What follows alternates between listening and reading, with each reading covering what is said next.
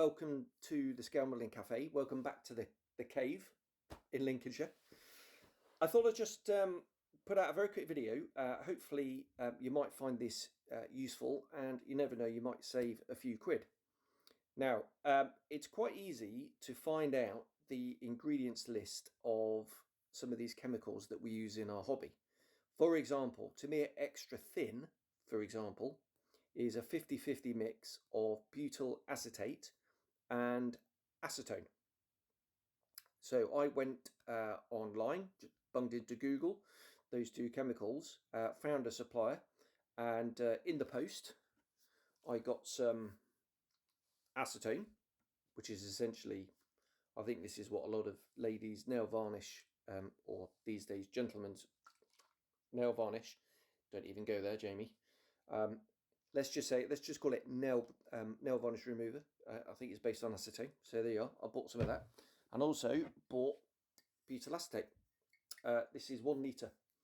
I've got another 500 ml somewhere. This is an older bottle because I was mixing up this with MEK back in the day. However, MEK is really nasty stuff, so I kind of dropped that, and now butyl acetate and acetone. Now, both are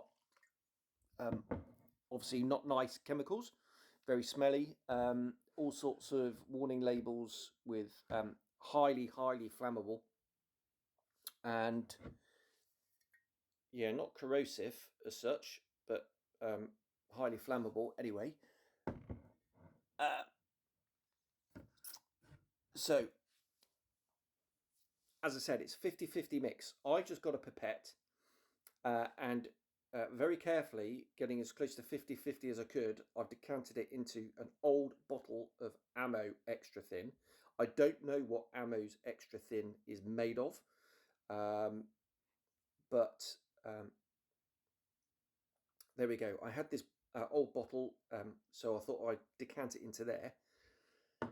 Now, what I will say is, with my health and safety hat on, if you're going to go and do this, when you do your decantering, please make sure you're wearing PPE. I wore some safety goggles, I wore some gloves. You may even want to put a respirator on and do it outside, and have some water ready in case there's any spillages. Something to soak it with, that kind of thing. That's with my health and safety hat on.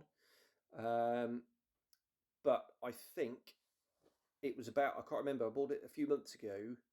Both of that cost no more than 20-25 quid delivered, something like that. And that is essentially 500 mils of Tamiya Extra Thin for about 20-25 quid.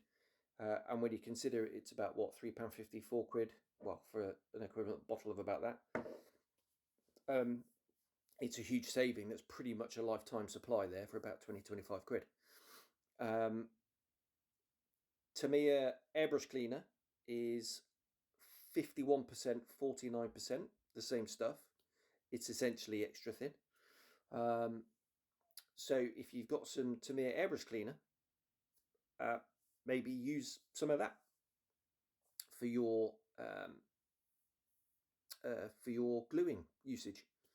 I'm sure that would work as well. But there we are. I think I'll leave it there.